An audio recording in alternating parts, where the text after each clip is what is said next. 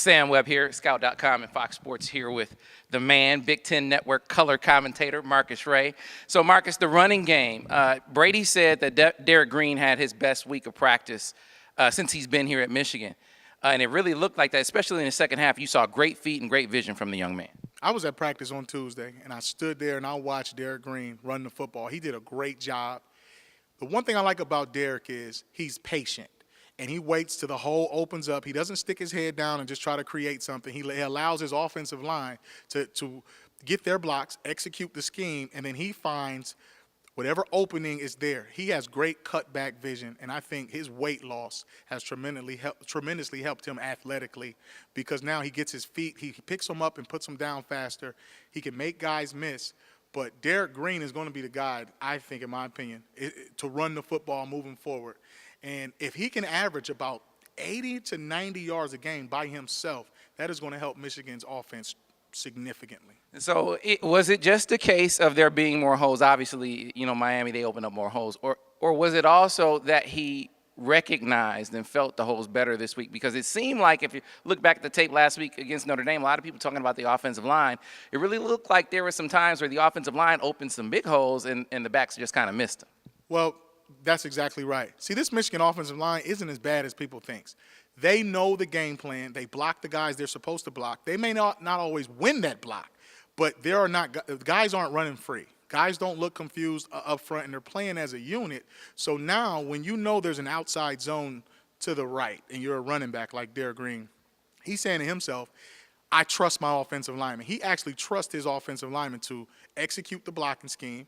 Even when they run down, like 2 down blocks with the lineman, and then they pull the backside and run it up the middle, he has enough patience to know that it's going to open up right here in this lane after he gets that block. But that offensive line played well for the most part today.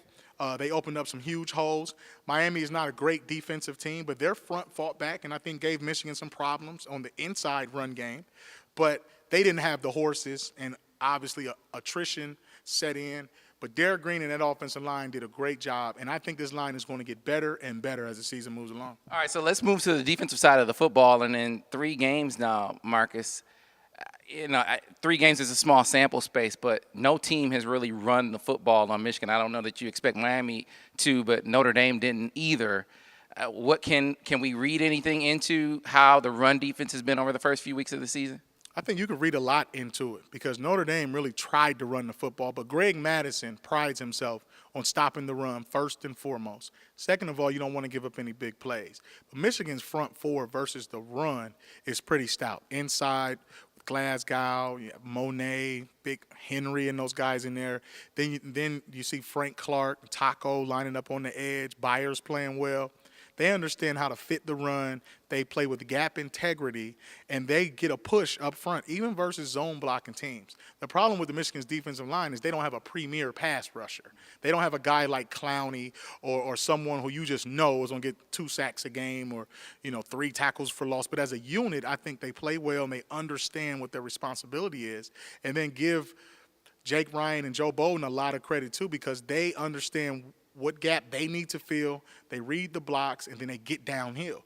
So collectively, I think the front 7 is doing a great job of stopping the run. All right, so let's move to the back end, your forte, so to speak. We saw 2 adjustments in this game. Number one, they played more base defense, had a Sam out there and play some zone.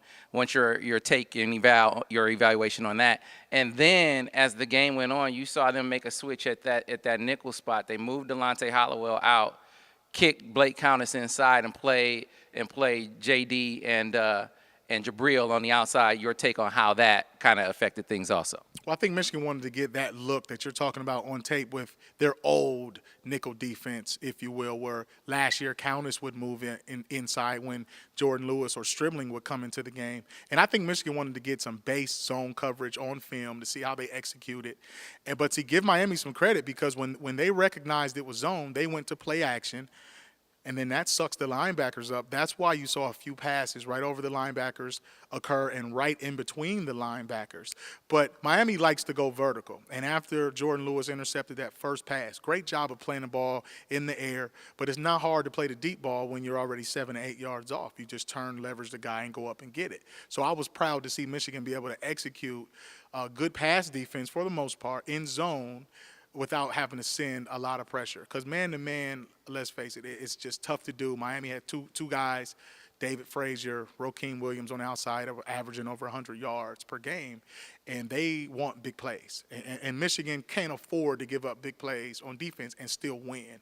But I just think overall on the back end, when they're fully healthy, let's say when Ray Taylor comes back, Wilson comes back, Hollowell probably wouldn't be in the mix as much anyways if it wasn't for injuries. And so Jabril's a guy you can move around. He's smart. He can cover slots. He can play bump and run and off, and he'll come up and hit you. So I think they have some options on the back end. They need to find the best 5 when it matters the most, when everybody's healthy. And I think Michigan will be just fine on the back end.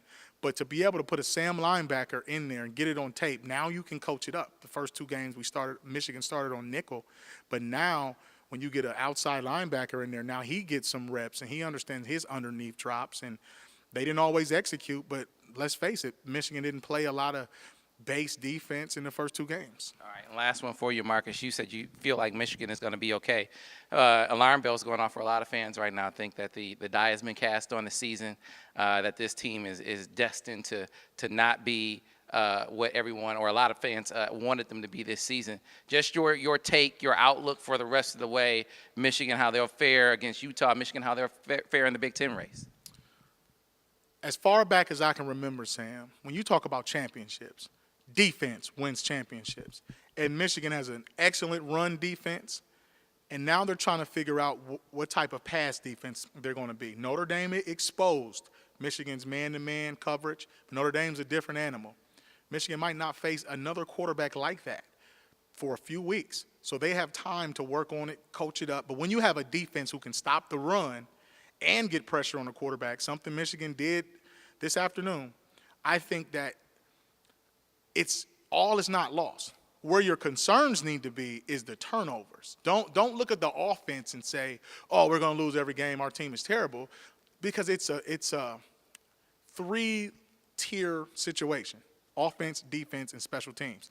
Miami might not have scored a point if Michigan didn't turn the ball over. So they got 10 points to 10 that you saw on the board. I didn't expect Miami to score. But now once you get on a short field, now you can get some points. When you turn the ball over and your defense back to the wall, to only give up 10 points, being in the situation that they were in, it's probably saved Michigan.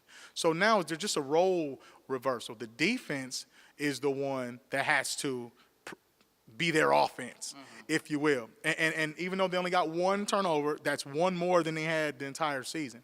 So when you have a defense that can stop the run and play pretty good pass defense for the most part, even though Michigan gave up some plays, all is not lost. All right, well, great stuff as always, Marcus Ray.